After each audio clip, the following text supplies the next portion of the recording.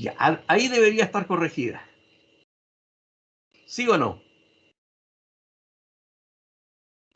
Sí, ahí sí, profesor. Muchas gracias. Ahí sí, ya perfectamente.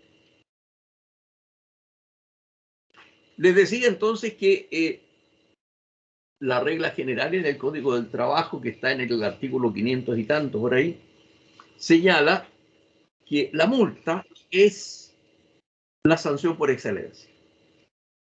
Y en este caso no es la excepción. La multa por práctica antisindical es la sanción. Lo que sí es que son sanciones establecidas en las propias disposiciones que consagran las prácticas antisindicales, en el sentido de que el monto de las multas es muy superior a las contempladas en las normas generales del Código del Trabajo en materia de sanción. Son multas específicas, mayores. Y como ustedes pueden ver, esto está, a ver, veamos el código, ¿verdad? En el artículo 292, en que es posible apreciar que el monto de la multa es mayor en la medida que la empresa es mayor. Hay un tratamiento distinto entre la pequeña empresa, la mediana empresa, la gran empresa, en cuanto al valor de las multas cuando son condenadas a práctica antisindical. Y la tercera cuestión que habíamos alcanzado a ver es que, a excepción de lo que ocurre con el resto de las infracciones laborales, en que la multa es aplicada por la Dirección del Trabajo y en específico por las inspecciones del trabajo, que son entidades que forman parte de la Dirección del Trabajo. Quienes aplican la multa son administrativamente la Dirección del Trabajo o sus dependencias. Pero en el caso de las sanciones que se aplican por práctica antisindical, quien lo hace son los tribunales de justicia, específicamente los tribunales orales del trabajo. Ellos aplican la multa.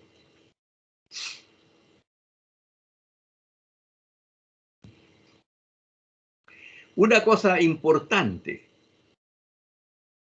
y muy importante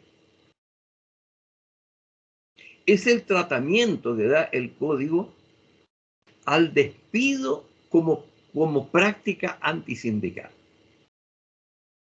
Un trabajador es despedido y la razón del despido es su participación en actividades de carácter sindical. Eso es lo que se llama entonces práctica antisindical.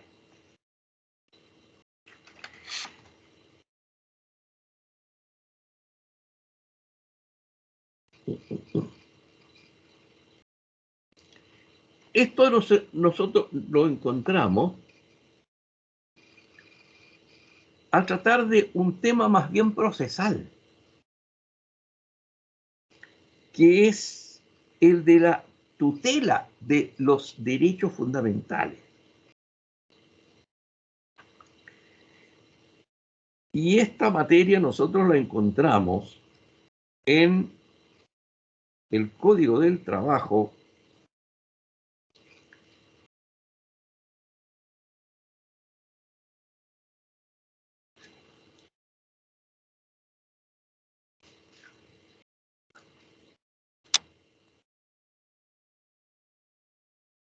en el artículo 485, que habla del procedimiento de tutela laboral. Y más o menos en esto estábamos al finalizar la clase anterior.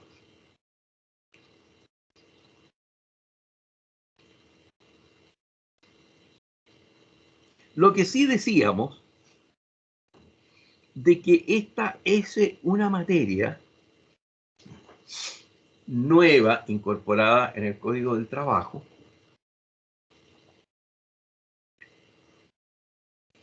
que se refiere a un punto que la doctrina ha estado tratando en los últimos años, bajo el título de la ciudadanía en la empresa.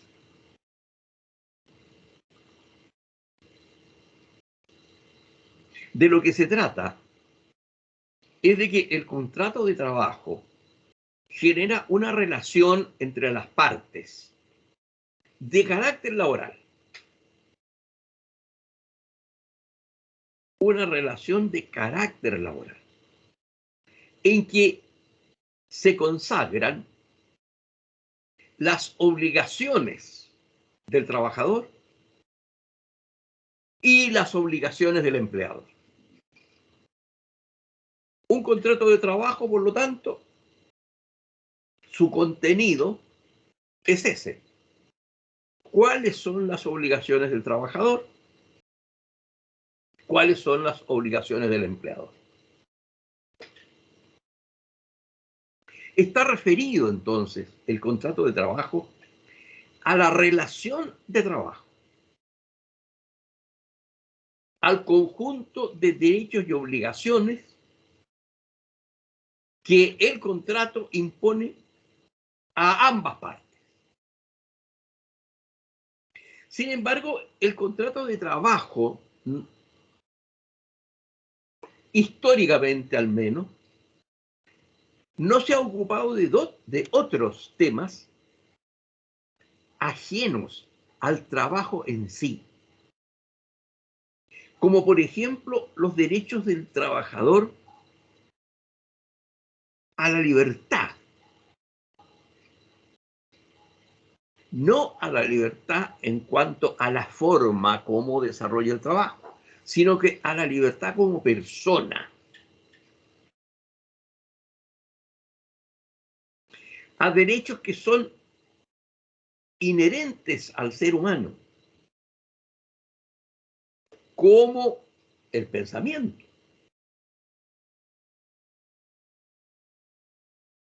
como el derecho a informar, como el derecho a opinar, como el derecho a proteger su vida y su salud. Esto, como ustedes ven, son asuntos que exceden en mucho a lo que podemos encontrar en un contrato de trabajo.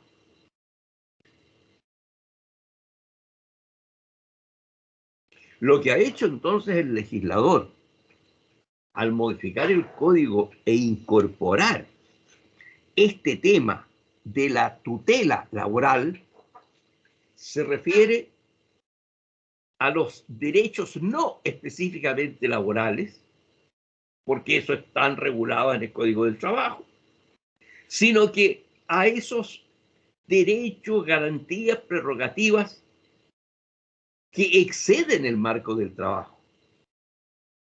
El respeto a la persona del trabajador. El respeto a la dignidad del trabajador. Entonces, así tenemos que el artículo 485, que aparece como un procedimiento, porque está, como les decía, en las normas procesales del Código del Trabajo. Dice el artículo 485 que el procedimiento contenido en este párrafo se aplicará respecto de las cuestiones suscitadas en la relación laboral por aplicación de las normas laborales que afecten los derechos fundamentales de los trabajadores. Este es el punto. No se trata de una obligación laboral propiamente tal, lo que el trabajador debe hacer, cómo debe hacerlo, dentro de qué tiempo debe hacerlo. Eso está regulado en el Código del Trabajo históricamente. Se trata de que en la relación de trabajo es posible e históricamente ocurrido y ocurre que el empleador se extralimite y por lo tanto entienda que su rol de jefe de la unidad de trabajo que es la empresa, que su rol de dirección, la dirección de la empresa corresponde al empleador, pero que en su rol de empleador pretenda que el trabajo realice cuestiones que no están directamente vinculadas con el trabajo, sino que con otras cuestiones que corresponden a la persona del trabajador. Entonces aquí dice, esta disposición que estamos leyendo, que afecten derechos fundamentales de los trabajadores, entendiéndose por estos los consagrados en la Constitución Política de la República en su artículo 19.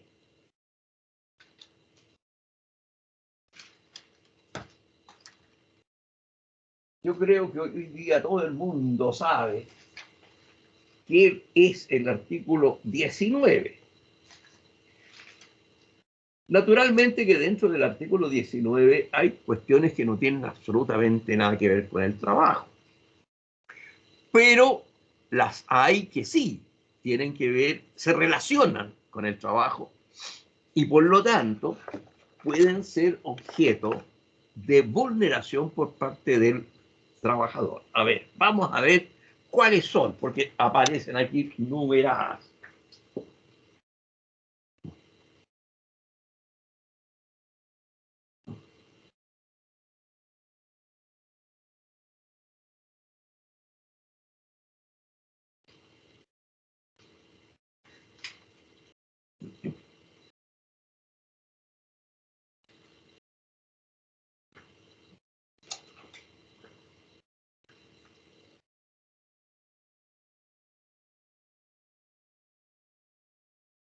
A ver, vamos viendo.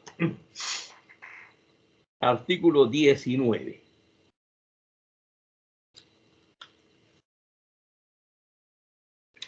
De la Constitución Política.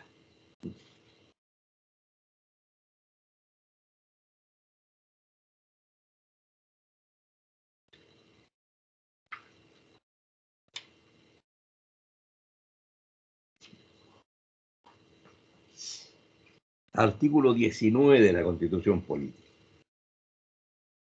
Entonces se nos dice, consagrados en la Constitución Política en su artículo 19 y habla, números 1, inciso primero, que es el derecho a la vida y a la integridad física y psíquica de la persona.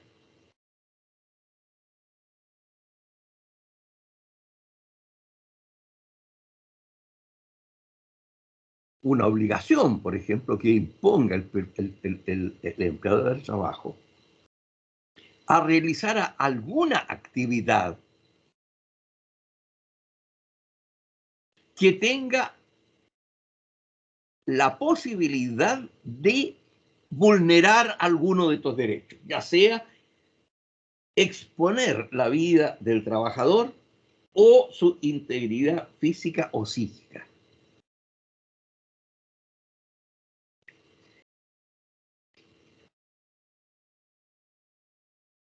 Numeral cuarto, que es el respeto y protección a la vida privada. El respeto y protección a la vida privada y a la honra de la persona y su familia. Y asimismo la protección de sus datos personales.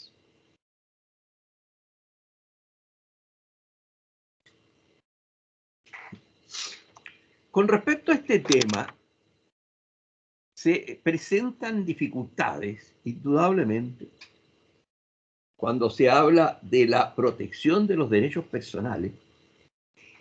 ¿Qué sucede con los datos personales que están en, por ejemplo, el computador del trabajo que tiene a su cargo el trabajador?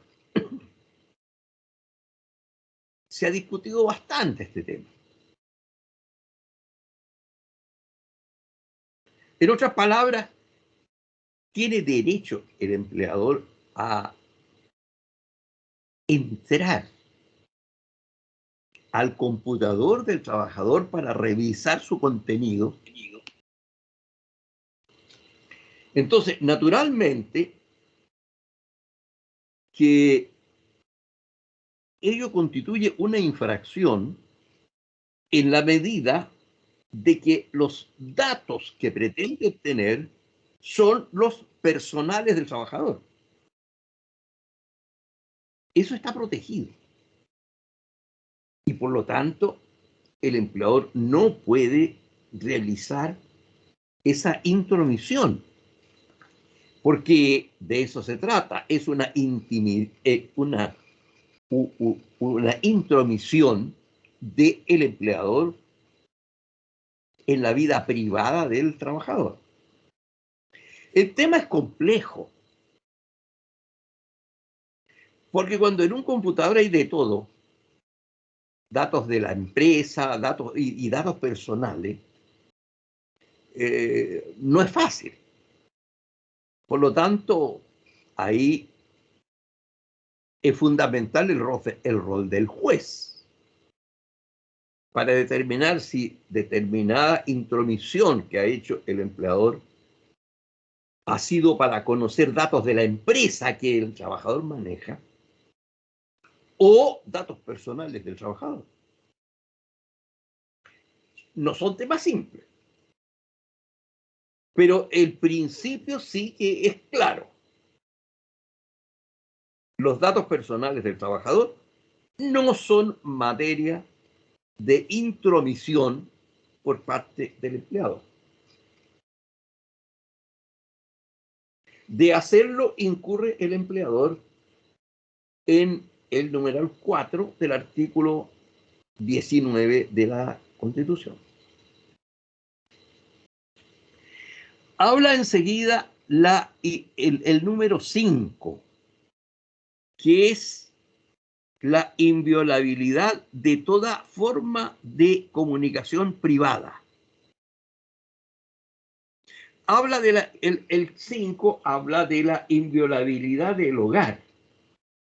Pero esto digamos, no se ve posible una relación entre el contrato de trabajo y la inviolabilidad privada. Ahora, si el empleador viola la intimidad hogareña, la inviolabilidad del hogar, ya no es un problema laboral, es un problema de delito penal, ¿correcto? Por eso, digamos, es que no lo contempla. Ese es un delito penal.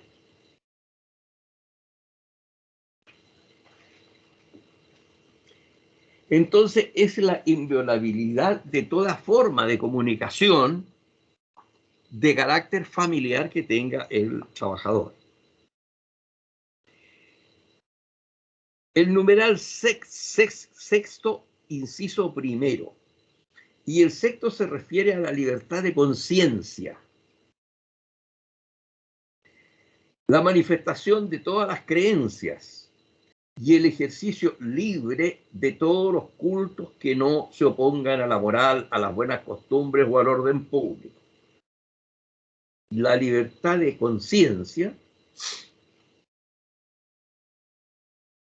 la manifestación de todas las creencias y el ejercicio libre de todos los cultos.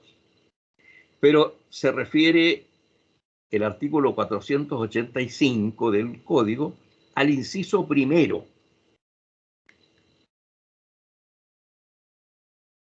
Y el inciso primero es libertad de conciencia, manifestación de todas las creencias y el ejercicio libre de todos los cultos que no se opongan a la moral, a las buenas costumbres o al orden público. Aquí estamos en una situación bastante compleja, o que puede ser bastante compleja.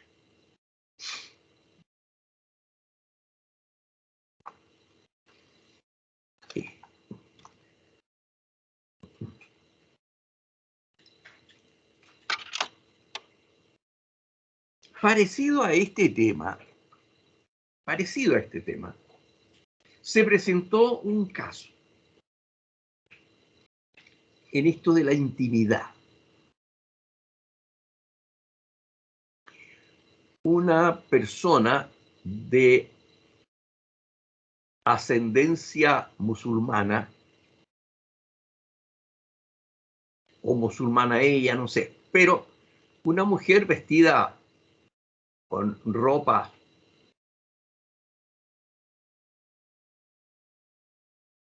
ropaje, digamos, de quien profesa una religión musulmana, vestido largo, que sé yo, cubierto, y cubierta la cara. No sé cómo se llama lo que cubre la cara de las mujeres, el pelo y la cara. Tiene un nombre, pero en este momento no lo recuerdo. A cobrar un cheque. Cheque a nombre de doña fulana de tal. Cuando cualquiera va a cobrar un cheque, le viene el carnet, ¿cierto? Entonces, ella exhibió su carnet, pero el cajero le dijo que se quitara ese dispositivo que le cubría la cara, como antifaz, así como ahora la mascarilla, ¿no es cierto? Bueno, que se la sacara. Y la mujer no quiso, invocando que eso estaría violando su intimidad y además su convicción religiosa. Porque era un mandato de la religión que las mujeres en público anduvieran con la cara cubierta.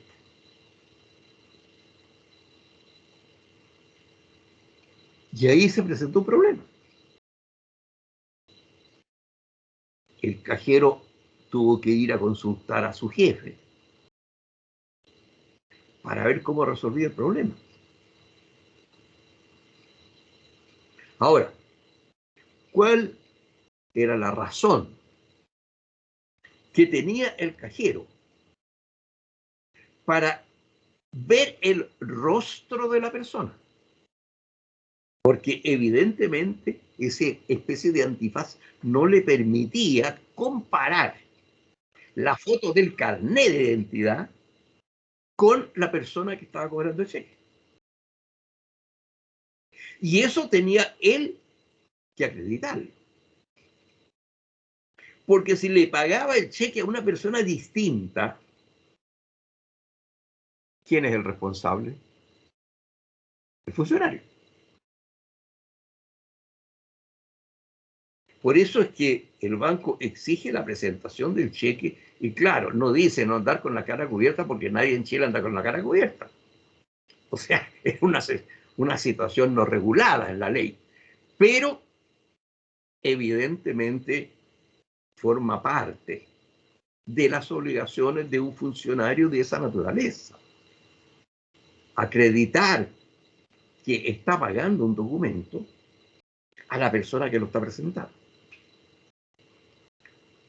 En definitiva, tuvo que esta dama sacarse la cuestión, el cajero vio, era la persona y le pagó el cheque. Pero de todas maneras recurrieron a los tribunales.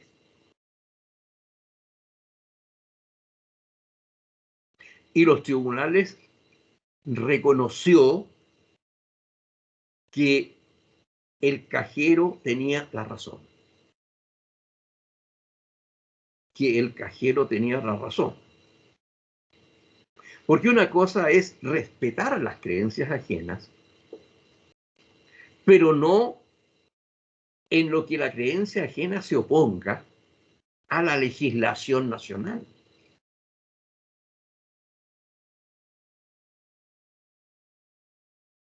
Y podemos nosotros imaginar otra situación. A ver qué podría ocurrir si sucediera la siguiente cuestión. Y voy a repetir de nuevo lo que dice la Constitución. La libertad de conciencia. Ya vemos que eso es bastante relativo porque la conciencia es algo interior. Es decir, nadie sabe lo que yo pienso, salvo que lo exprese. La libertad de conciencia, la manifestación de todas las creencias. Yo puedo decir, mire, yo soy musulmán, yo soy budista, yo soy hinduista, yo soy católico. Eso puede hacerlo. Es decir, y eso no puede ser objeto de alguna medida sancionatoria por parte de la empresa, porque estaría violando un derecho constitucional fundamental. Estaríamos entonces frente a algo que tiene que remediarse a través del mecanismo de tutela. Hasta ahí vamos bien. Pero enseguida habla de el ejercicio libre de todos los cultos. ¡Ay, caramba! Ahí estamos más complicados. El ejercicio libre de todos los cultos. Entonces vamos viendo. Una persona es muy religiosa y acostumbra, por ejemplo, al llegar al trabajo a persignarse. Y al dejar el trabajo, que va a persignarse. ¿Podría ser sancionado por el empleador? No. Porque es una manifestación de un culto. Y una manifestación de un culto que no se opone a ninguna norma, ni legal ni moral, que en el país tenga vigencia. Pero llegamos a otro punto. Llegamos a que el trabajador es musulmán. Y como tal, suspende sus labores durante 5 veces por día. Porque tiene un culto que así se lo ordena, en que debe orar 5 veces al día, hincado de rodillas y dirigiéndose a la Meca, que es el centro religioso del Islam. Y está en lo mejor de su trabajo, llegó la hora, qué sé yo, a la hora se levanta, qué sé yo, ahí se hinca, hace las referencias del caso, qué sé yo, y pronuncia sus oraciones a Alá y a Mahoma, su profeta. Si el empleador le prohíbe esto, ¿está amparado el trabajador por la tutela de sus derechos fundamentales?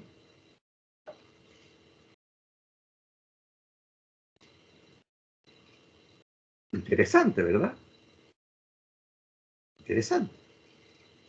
Porque interrumpe la labor. Entonces imagínense en los trabajos actuales que están engranados. O sea, lo que yo hago después pasa a otro trabajador que continúa en el proceso siguiente y así sucesivamente, hasta llegar y obtener el producto final.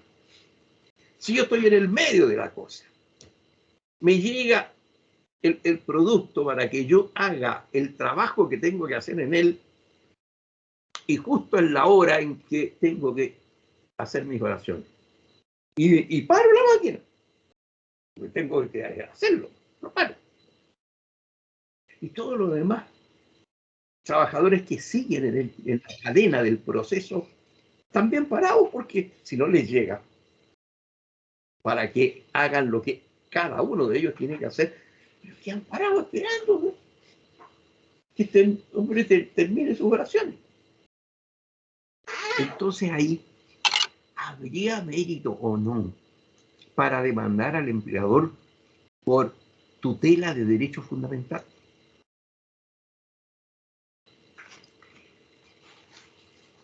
Bueno, cuando conversemos podemos tratar de este tema.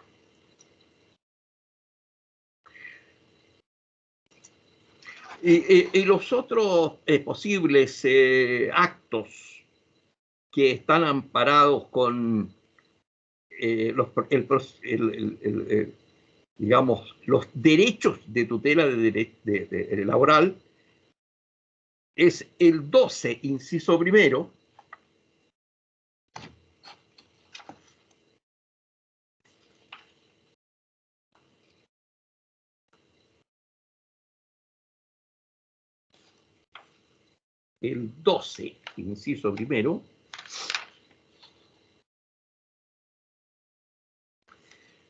la libertad de emitir opinión y de informar sin censura previa.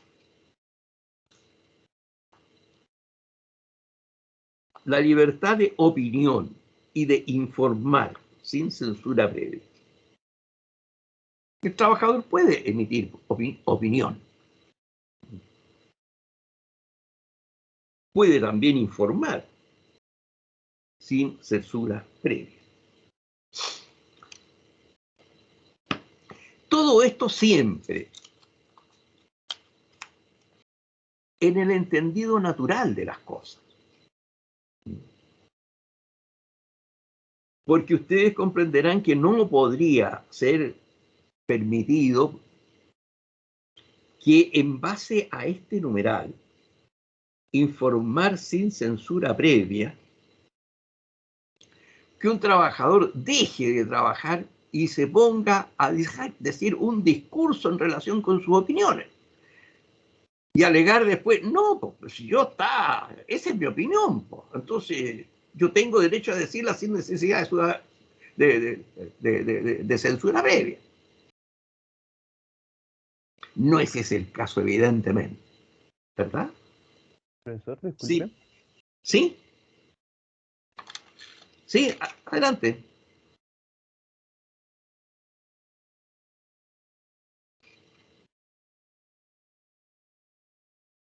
A ver, ¿alguien quería hablar?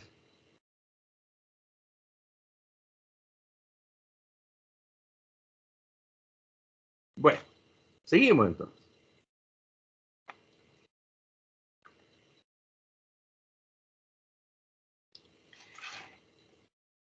Y el último de los derechos al que se refiere es el 16, en lo relativo a la libertad de trabajo, el derecho a su libre elección y a lo establecido en su inciso cuarto, cuando aquellos derechos resulten lesionados en el ejercicio de las facultades del empleador. Estamos hablando del tema laboral, ahora específicamente. Libertad de trabajo, numeral 16.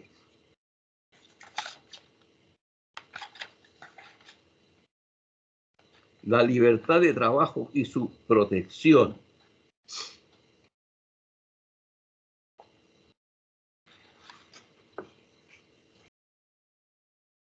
Y cuando se refiere al inciso cuarto, se refiere a que ninguna clase de trabajo puede ser prohibida, salvo que se ponga a la moral, a la seguridad, a la salud pública, etcétera, etcétera, etcétera.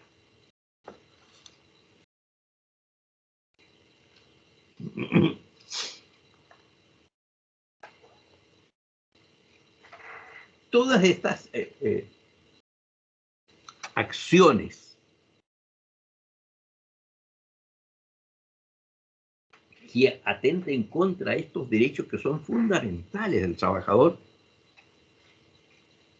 son constitutivos de violación de la libertad de trabajo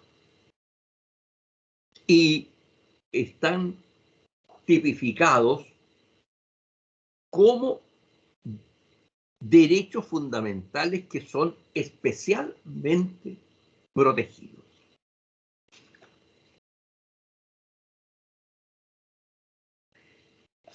Hay dos cuestiones importantes que decir en esta materia. Parto de la base de que el curso no contempla el procedimiento del trabajo.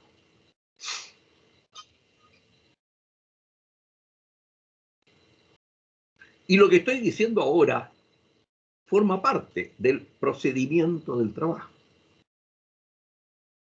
que en todo caso está dentro del Código del Trabajo. Se aplica el procedimiento de aplicación general, haciendo una similitud con los procedimientos civiles, diríamos que equivale al juicio, al procedimiento ordinario.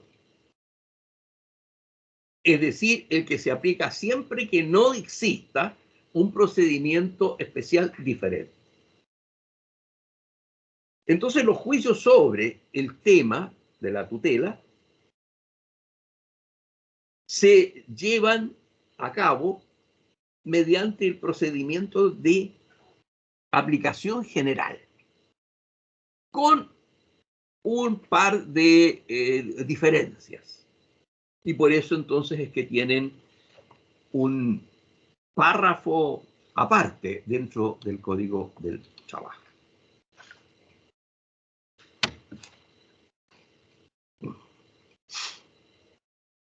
Me interesa destacar dos o tres cosas en el tiempo que nos va a quedar. La primera,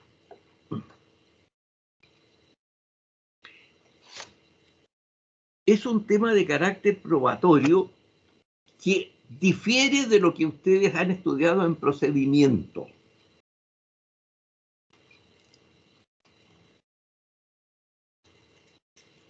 La regla general en materia procesal, diría yo que es una regla base en materia procesal, que está tratada en el tema de las obligaciones, ¿verdad?, del Código Civil, es que el que alega un derecho o su extinción debe probarlo. Es decir, si yo digo, soy acreedor de tal cosa, yo debo probarlo. Si otra persona dice, yo esa obligación la cumplí, la pagué, o está prescrita o cualquier cosa, yo debo probarlo. Esa es la regla general que ustedes han conocido. Pero en este caso hay una norma especial.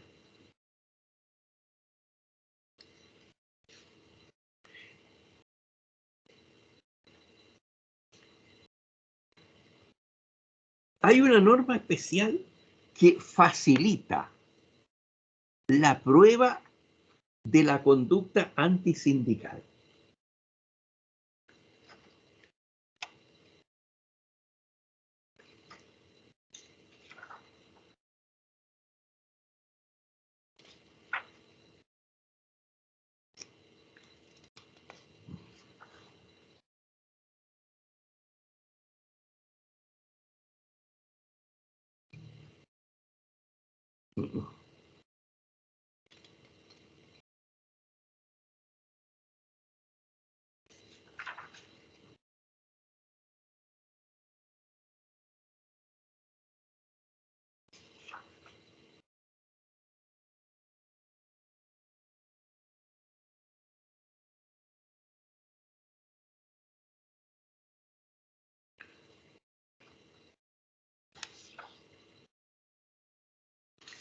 A ver si lo encuentro.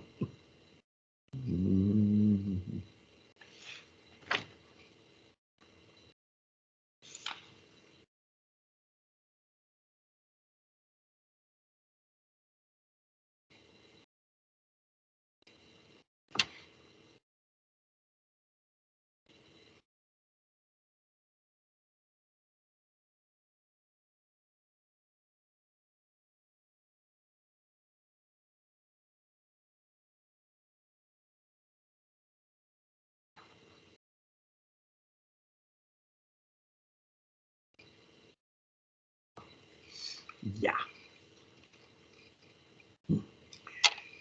Entonces, quien invoque algún hecho en materia procesal debe probarlo. Regla A o regla 1 del procedimiento. Si yo afirmo algo, debo probarlo. Sin embargo, tratándose de las denuncias por tutela de los derechos fundamentales, no es necesario la prueba del hecho. Es decir, aquella alegación debidamente probada que forme la convicción del tribunal.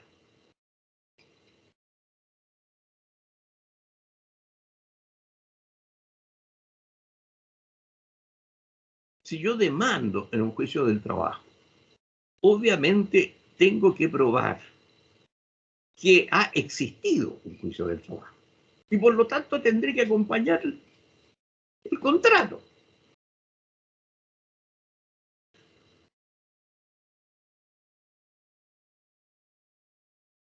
El juez no va a tener por acreditado el contrato por el solo hecho de que yo, demandante, lo afirme.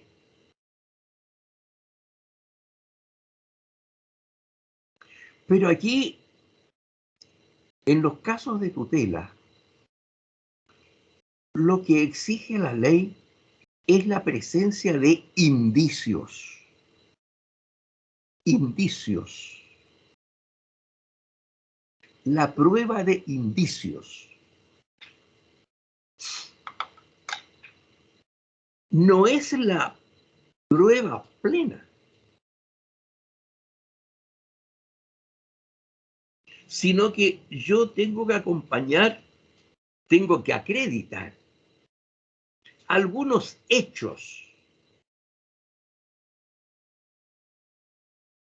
que, entendidos razonablemente, pueda uno llegar a pensar que tal resultado es consecuencia de ese hecho.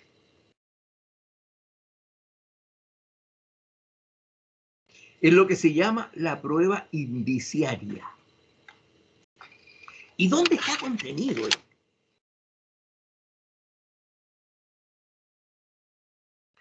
Cuando es el artículo 493. Cuando de los antecedentes aportados por la parte denunciante resultaren indicios suficientes, indicios, no prueba plena, indicios, de que se ha producido la vulneración de derechos fundamentales, corresponderá al denunciado explicar los fundamentos de las medidas adoptadas y de su proporcionalidad.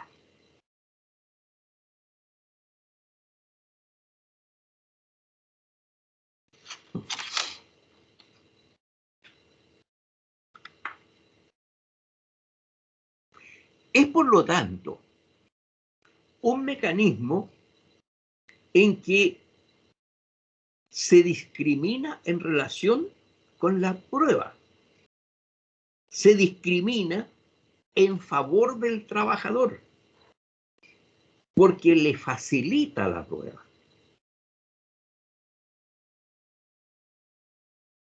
Basta que el trabajador acredite ciertos hechos que constituyan un indicio, no una prueba, un indicio.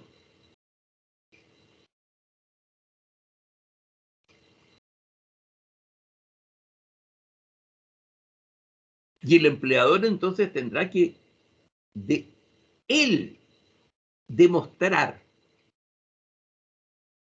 de que esos hechos que aparecen como indicios no tienen nada que ver con el despido, porque el despido tuvo por causa esta otra cosa, y eso lo prueba, lo prueba. Y ahí sí que tiene que haber no prueba indiciaria, sino que plena prueba.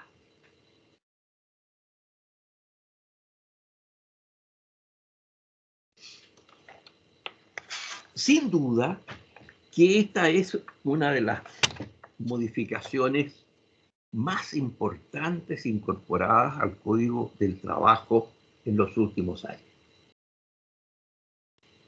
El tema de la tutela de los derechos fundamentales. Lo que la doctrina ha venido denominando la ciudadanía en la empresa. El trabajador entonces puede demandar, denunciar a la ley, que ha sido víctima de sus derechos fundamentales. Para ello debe acreditar indicios. Ahora, esto hay que entenderlo porque hay mucha gente que no lo entiende bien. No se trata solamente de indicar situaciones, sino que eso tiene que probarlo. Para eso está el juicio, para probar los hechos que se afirman. Entonces, esos indicios tiene que probarlo.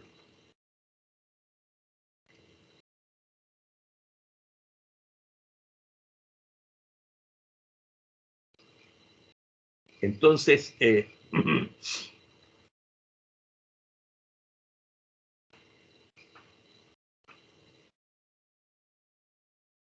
un ejemplo cualquiera.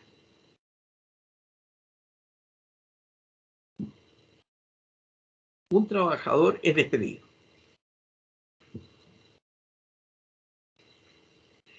El trabajador demanda que su despido constituye una práctica antisindical. Porque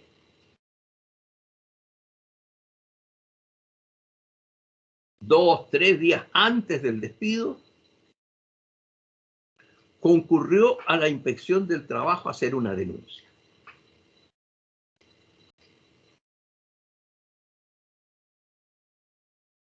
Entonces ustedes ven que ahí no existe, así a primera vista, una relación directa entre esa conducta y el despido. Pero sí es indiciario. Porque realmente es posible que al empleador no le agrade que el trabajador haya ido a la inspección a preguntar tal cosa o a denunciar tal cosa. Es posible. Entonces le corresponde al empleador desvirtuarlo, no, digamos, el indicio.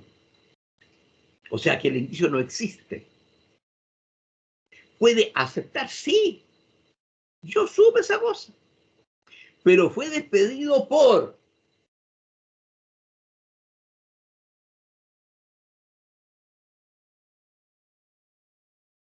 abuso sexual contra una trabajadora.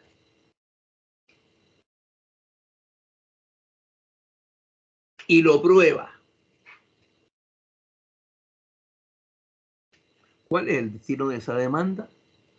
Obviamente se rechaza la demanda de tutela, porque fue desvirtuada la verdadera razón, o sea, se estableció la verdadera razón del despido, no la que pretendía el trabajador. Por eso entonces es que el indicio, desde el punto de vista del peso que tiene como prueba, es inferior en todo caso a la prueba completa que se dé sobre la materia. Bien, ¿qué hora tenemos?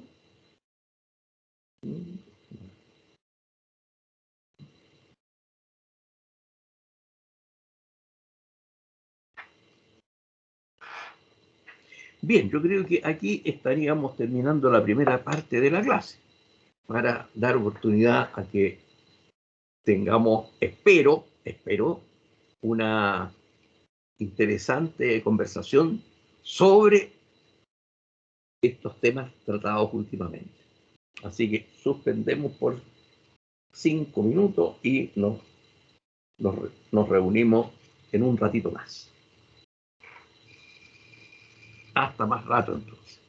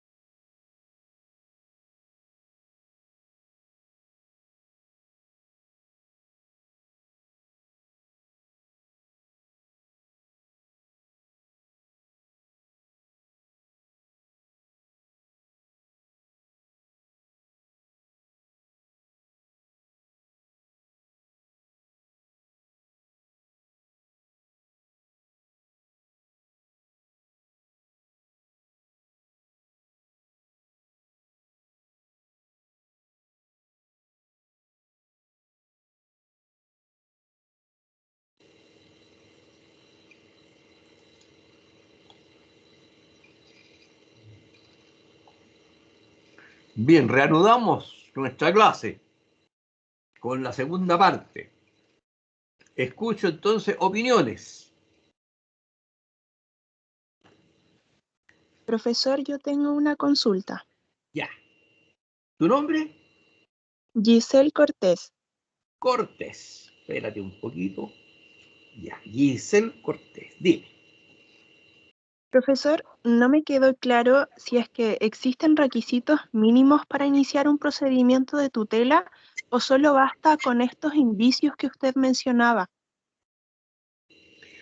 No, requisitos previos no hay. No hay para demandar. Lo que sí, digamos, es que hay que mencionar cuáles son esos antecedentes que constituyen indicios. Como toda demanda, ¿no es cierto? Hay una exposición de los hechos. Entonces fui despedido, qué sé yo, por mis actividades sindicales, qué sé yo. Ya. Indicios de estas alegaciones son que el día tanto fui... Bueno, es lo que es una demanda. Hay que explicarlo. Pero otros antecedentes, no, para demandar no hay que tener antecedentes. O sea, me refiero a requisitos especiales.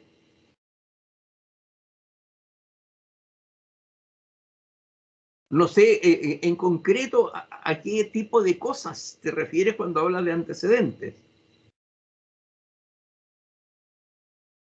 Yo me imaginaba, no sé, que tal vez el trabajador se podría ver limitado en el ejercicio de sus funciones dentro del trabajo, por ejemplo, en el caso de que se hayan vulnerado sus derechos mientras ejercía la labor. No es necesario, ¿no? Si no es necesario. Ahora, bueno, depende de qué es lo que haya sido, porque evidentemente, ¿verdad?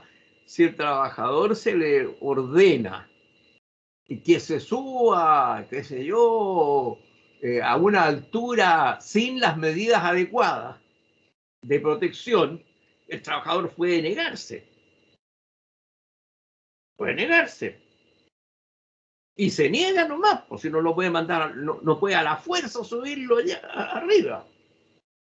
Claro, el empleador puede despedirlo, pero ahí el trabajador tiene el antecedente como para alegar tutela de derechos fundamentales porque era su vida o salud o su integridad física la que estaba en peligro si él hacía lo que pidieron que hiciera.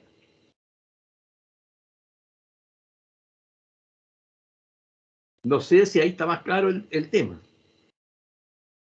Sí, profesor. Con ese ejemplo me quedó mucho más claro. Ya, Gracias. qué bueno. Ya. Seguimos entonces. Profesor, hola, Ivania Barra. Ibaña, barra. Ya, Ibaña, dime.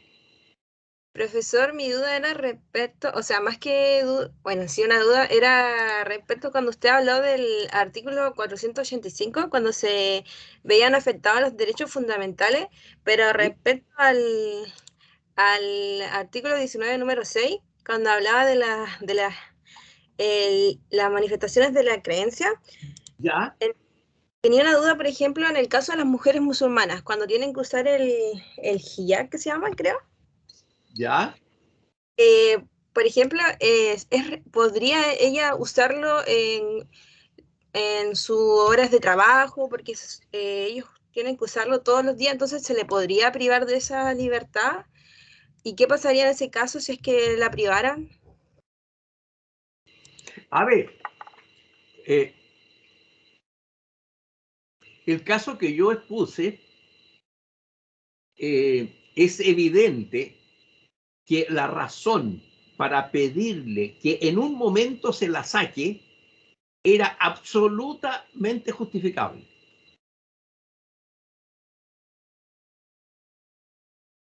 Absolutamente justificable. Porque por ley un cajero tiene que certificar que está pagándole una plata a la persona que debe pagarle y no a otra. Pero si se trata de otra cosa, si tiene que hacer un trabajo en el computador, qué cosa, no hay ninguna razonabilidad para exigirle que se lo saque. Ahí no se podría decirle, mire, sáquese la cuestión. Porque para el trabajo que está haciendo no necesita estar sin el velo. Ah, ya, profesor. O sea que va a depender de la situación, del momento, igual del trabajo que... Porque para eso estudiamos 5 años seguidos, más el examen de grado y toda la cuestión, para saber razonar, hija. No todo está en un manual, como en un manual de operaciones, en que, qué sé yo, ya todo está resuelto. Porque los problemas que tú vas a tener como abogada son 1000, no 2, ni 3, ni 4. Y lo que nosotros estamos estudiando es cómo se resuelven esos problemas, la mayor parte de los cuales no está regulado en la ley. Porque el legislador no puede imaginar todos los problemas que se presentan. Entonces no puede estar cada cosa que uno haga establecida en alguna parte escrita. Entonces, gran parte de lo que nosotros hacemos está regulada por normas generales. Por normas generales. Y no todas están con situaciones específicas. De hecho, lo que estamos estudiando, las prácticas antisindicales, pueden ser 1000, pueden ser 2000. Y cuando la ley señala algunas, lo hace, como decíamos, como ejemplo. Entonces, el ejemplo que yo te puse es un ejemplo claro en que la justificación digamos, de la entidad que le exigió que se quitara el velo es razonable. Es razonable. Pero si se trata de una persona que lo usa habitualmente, qué sé yo, y que su trabajo lo usa, no hay un problema que lo use. Y ahí sería, digamos, una violación de un derecho fundamental de ella.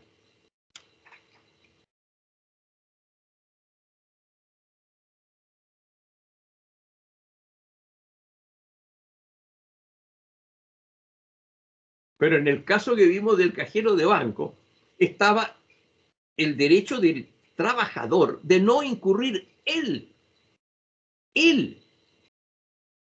en una culpa de la cual tendría que haber respondido. Le pagó a la que no debía. ¿Me entiendes? Sí, profesor, sí. Me queda claro. Porque tenemos que entender de que en la vida ocurren múltiples situaciones que pueden entrar o generar conflicto entre personas. La labor del juez y de los abogados, en fin, es resolverlas. Y para eso no todo va a estar en un manual escrito.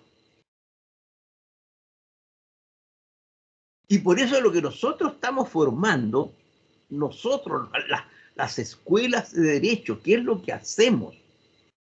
Formar criterio.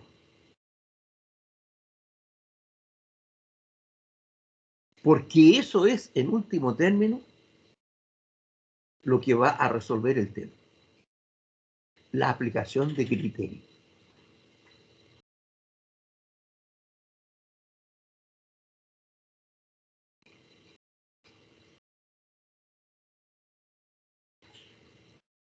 Bien, pues, a ver, veo ahí una mano levantada de un +3. ¿Quién es? Buenos días, profesor. Yo, Ya, o sea, tú eres. más tarde. Perdón, Eh, ¿el nombre? Constanza Mamani. Ah, estás al final. Tú. Constanza, dime. Tenía una duda con respecto a cuando habló acerca del derecho fundamental de la libertad del trabajo y su libre elección, Ya. que no sé si escuché mal, pero habló de ciertas excepciones. ¿Cuáles serían esas excepciones? A ver,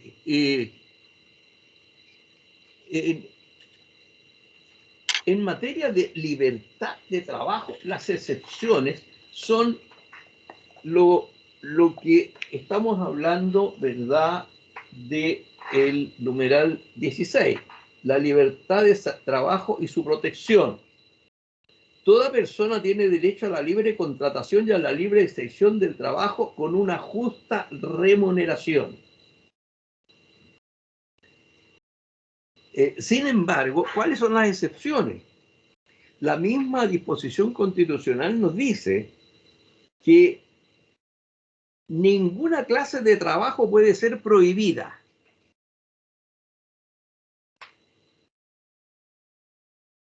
Pero dicen, salvo que se oponga a la moral, a la seguridad o a la salubridad pública.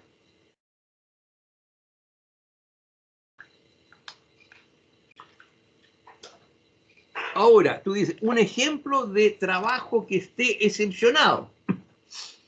¿Qué te parece si yo te propongo que formemos una empresa para la internación ilegal de extranjeros al país?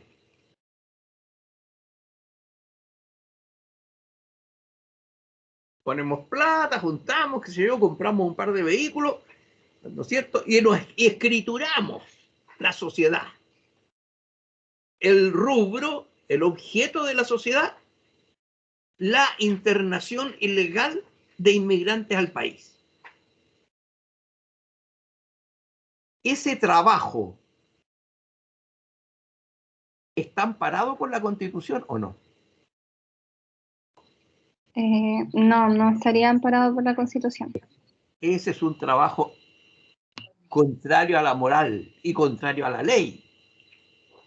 O sea, hay trabajos que están prohibidos. ¿Cuáles? Eso. Esa trata de trabajo. Formamos a una empresa o yo me dedico, yo no estoy diciendo empresa, yo me dedico al contrabando de licor. Y ese es mi trabajo, instalo una oficina, qué sé yo, tengo una bodega, tengo contrato de empleado, en fin. Y lo que yo hago es importar whisky contrabandeado. Me embarcan en un barco, qué sé yo, en Escocia, en fin, qué sé yo. El barco llega a Antofagasta, retiro la mercadería, qué sé yo, no pasa por aduana, eso, y vendo, y tengo re buen negocio vendiendo el whisky. Ese trabajo es un trabajo amparado en la Constitución.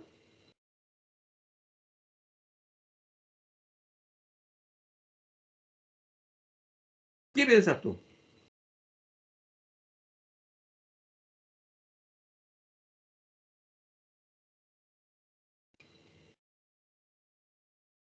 Esos son los trabajos prohibidos. Prohibidos por la moral o prohibidos por la ley.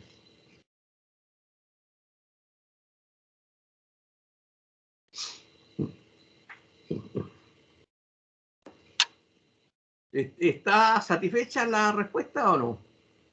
Sí, profesor, muchas gracias. Sí, me había faltado leer esa última parte. Ya. Bien, seguimos. Escucho.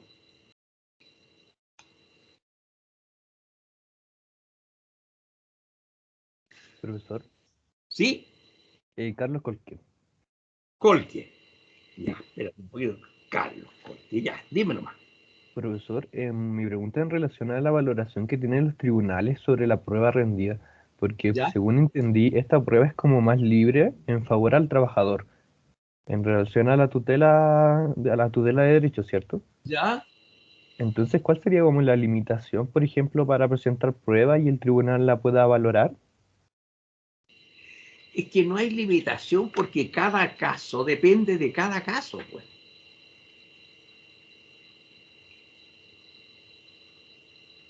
En Y en primer los casos, lugar, bueno, hay una audiencia. A ver, el juicio del trabajo se compone de dos audiencias. Lo único escrito es la demanda. Lo demás es oral. Entonces hay que notificar con todas las reglas propias de las notificaciones, qué sé yo. Y se cita a una audiencia, que es la audiencia de prueba, digamos, claro, la audiencia de ofrecimiento de prueba, en que lo único que se hace en esa audiencia es señalar qué pruebas se presentarán. Entonces, primero el demandante dice, presentaré esto, otro, estos documentos, el demandado dice lo mismo, y el juez determina la pertinencia de la prueba. O sea, si realmente es una prueba que algo va a aportar al tema que se discute o no tiene nada que ver.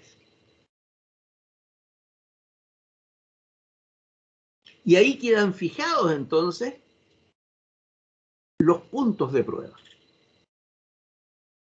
Posteriormente está la audiencia de juicio propiamente tal, en que ahí se escucha, se presentan físicamente las pruebas.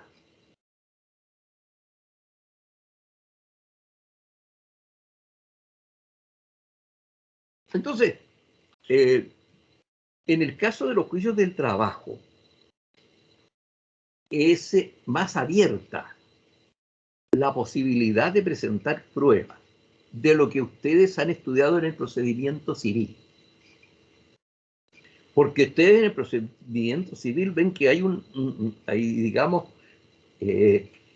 los medios de prueba están señalados en la ley.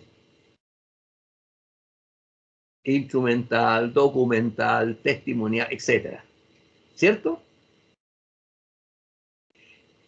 En materia del trabajo se pueden presentar todo tipo de antecedentes, cosas que no están enumeradas en la lista de medios de prueba posibles. Esa es la diferencia.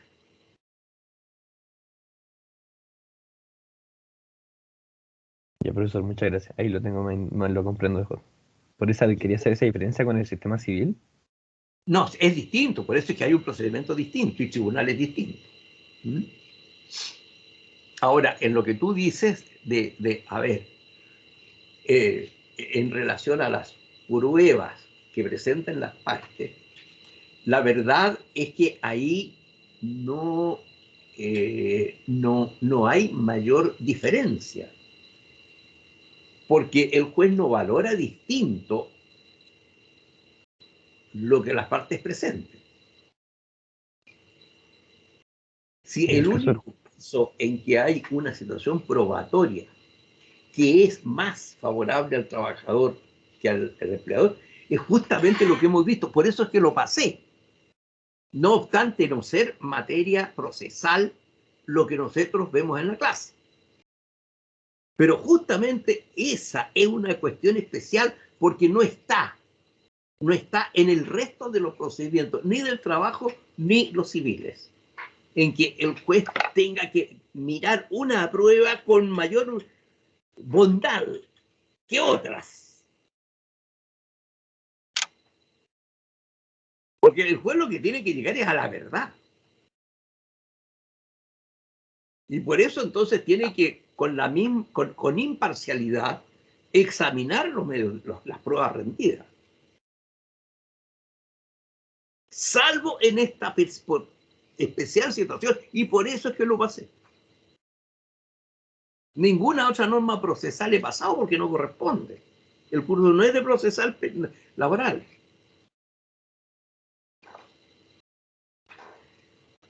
Ya, Bien. profesor, muchas gracias. ¿Quién más?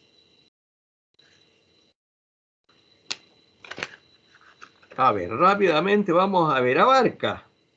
Valentina. Acevedo. Alarcón. Aliaga. Álvarez. Jeremy. Álvarez Javiera.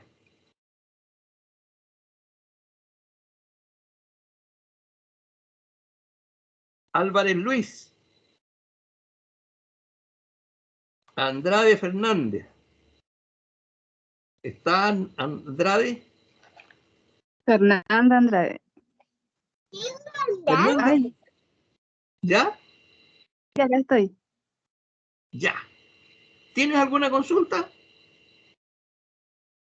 Ah, no, O si no tienes ninguna, me dicen nomás. no, ninguna hasta ahora. Ya, perfecto. Ya. Carolina Araya. Camila Araya. Osvaldo Redondo. Karen Arroyo. Sofía Ávila. Volados. Patricio. Cabrera Teresita. Calabacero. Campos Natalia. Candia Javiera. Caniguante. Castro. Bastián. Castro. Otro Bastián Castro, son dos Bastianes. Castro Jerez y Castro Osandón. Choque. Contreras Brillana. Contuliano. Cornejo. Constanza. Cortés. Leslie.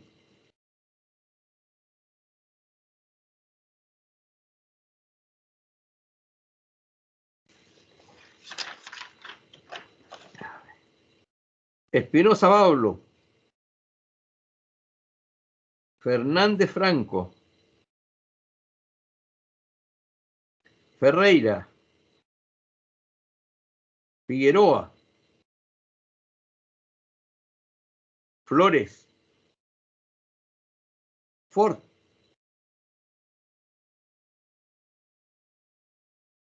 Galás.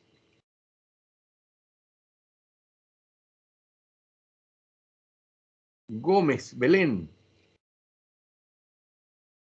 Gómez Camila.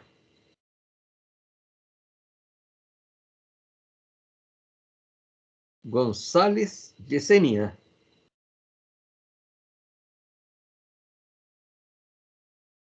Macarena González. Profesor, buenas tardes. Ya. ¿Tienes alguna pregunta? Sí, Ya. pero con al principio de la clase, cuando usted habló sobre las multas, y ahí usted habló que había una multa mayor para aquellas empresas que eran más grandes, ¿verdad? Sí. La tenía que aplicar la Dirección del Trabajo, pero luego mencionó al Tribunal Oral de Trabajo. Si pudiera volver a explicar esa parte, por favor, profesor, que mi internet como que tuvo un problema y no escuché muy bien esa parte. Ya, no, mira, en general las multas las aplica la Dirección del Trabajo, específicamente las inspecciones del trabajo, que son entes que pertenecen a la Dirección del Trabajo, así que se puede decir de las dos maneras. Ellas aplican la multa, o sea, en forma administrativa. Sin embargo, el Código del Trabajo en varias disposiciones para situaciones que menciona en cada caso, aplica distintos valores de multa. ¿Se entiende? Pero Profesor. tratándose de las infracciones a la libertad sindical, las multas las aplica el Tribunal del Trabajo. Ahí tienes el cuadro completo. Ah, ya, Las únicas infracciones laborales que aplican los tribunales del trabajo son las prácticas antisindicales. ok, profesor, ahí me quedó mucho más claro. Muchas gracias. Y No tengo hay- otra pregunta que es mínima. Es sobre la prueba, la materia antes hasta la clase anterior, ¿verdad, profesor? Hecha hasta esta clase porque forma parte de la que teníamos antes. O sea, la materia es... porque al final yo me olvido qué es lo que pasé en esta clase, que es lo que va a hacer en la otra. ¿Mm? Ya. En todo caso, estaríamos dentro de la semana anterior, porque la Ya. prueba va a ser el día... el, el, el lunes próximo, es el 4. El martes 5, profesor, en este mismo horario, o en el horario de clase. Es el martes 5, ya. Claro, el Perfecto. martes nosotros tenemos clase. O sea, estamos justos en la semana. Porque aprovecho de decirles algo. No vamos a tener clase el día jueves. O sea, mañana. Ya, profesor, muchas gracias. No hay clase mañana jueves. Profesor, Y como estamos tan cerca de la prueba, no la vamos a, la recuperaremos después, o sea, en el periodo siguiente, no sé. Pero no por ahora. Ahora, pero- la razón es que yo tengo que estar en la grabación de un programa de los que se está transmitiendo a través del canal Antofagasta TV los días jueves a las 8 de la noche sobre temas constitucionales. Y el próximo jueves, o sea, mañana, ¿no es cierto? Mañana estamos a 30.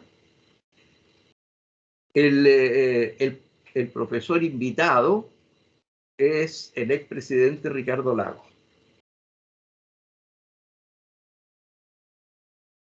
Yo voy a estar presente en el panel relativo a eso, y eso se graba en las mañanas. Por eso que no podemos tener la clase. Se graba en las mañanas, pero se transmite en la noche. En todo caso, esto lo estamos haciendo ya, esta debe ser la tercera actividad que hace la facultad como contribución al conocimiento de los temas que son abordados o deben ser abordados en la próxima constitución política. Bien, entonces para terminar el listado, Francisca Guarachi, Pamela Jiménez, Bastián Jorquera. Pamela Jiménez. ¿Está Pamela Jiménez? ¿Está presente o no? ¿Ah? Sí. ¿Aló? ¿Aló? ¿Sí? ¿Aló? Sí. ¿Aló? ¿Aló? ¿Sí escucho? Ah, ya. ¿Eres Pamela Jiménez?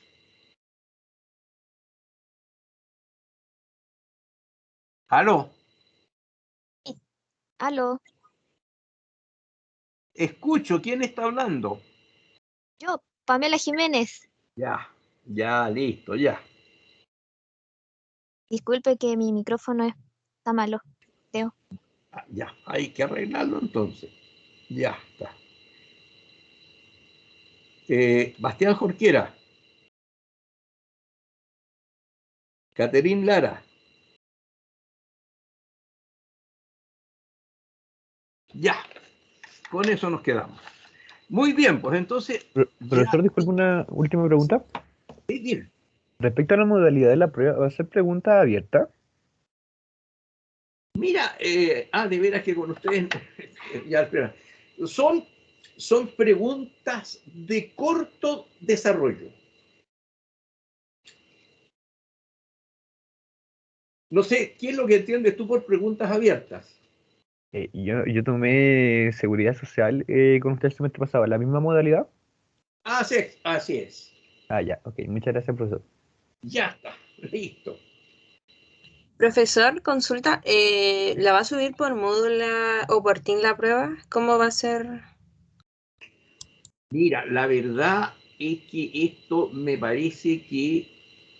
eh, a ver, ahí me pillaste porque el jefe Carrera la sube. No la subo yo. Ya, profesor, pero podría así como decirle si que pueda informar un día antes para saber, tener en consideración. Ya, pues le voy a decir, pero él avisa, él manda correo. Ya, profesor. En Entonces, todo caso, a ver, ¿quién me habló antes que había tenido pruebas conmigo? Yo, profesor, el semestre Ya, pasado lo hacíamos sí, por Moodle y el profesor David Cuba avisaba normalmente. ya. Entonces es por Moodle. Claro, ya, por ahí profesor. eran como 4 preguntas y cada pregunta quedaba en una casilla de Moodle, entonces ahí uno como que la pregunta queda automáticamente guardada, en el caso de que si no Ya, se pierde. allá, ahí tenemos la respuesta. Es por Moodle entonces. Ya, profesor, muchas gracias. Y en horario de clases va a ser el día 6, ¿cierto? O sea, el Bueno, día 5. es el día martes, ¿verdad? Que nosotros tenemos clases, po. O sea, va a ser en la hora de clase. Ya, profesor. Profesor, entra, usted subió un PDF, ¿cierto? Entraría todo al PDF y aparte la materia que entró hoy día. No. No, porque ahí está incluido negociación colectiva que no entra, porque no, eso es parte de la segunda parte de la materia. Nosotros hemos Ay, estudiado simplemente organización sindical. Si la verdad es que yo quería arreglar los apuntes para que empiece la primera parte, lo de sindicatos, en que entraría todo lo que ahora hemos visto. Y segunda parte, negociación colectiva. Bueno, no alcancé a hacerlo, aparece todo junto, pero es solamente hasta todo lo relativo a sindicatos, excluido, Profesor, por lo tanto, negociación colectiva. profesor, disculpe, lo mismo en el caso del manual que el profesor Cuba también nos indicó, de Eric Chávez, que hay un apartado que dice organizaciones sindicales. Exactamente, si no entra Ok, en la negociación colectiva. ok, gracias, profesor. Esto es lo que hemos pasado, lo que hemos tratado, como es natural. Lo que no hemos pasado no entra. Ahora, lo que sí, digamos, de lo que hemos pasado, entra no solo lo que aparece en los apuntes, que una síntesis, es un resumen. Entra todo lo que hemos enseñado. Y por lo tanto, el código del trabajo. Las normas del código del trabajo.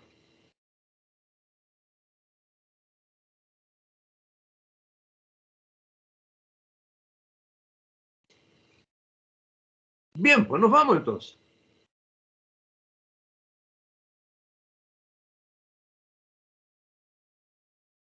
Ya está. Chao, chao. Chao, profesor, buenas Está tardes, cuídese. yo, profesor. El Hasta luego, martes. profesor. Chao, Chao, profesor. chao, chao.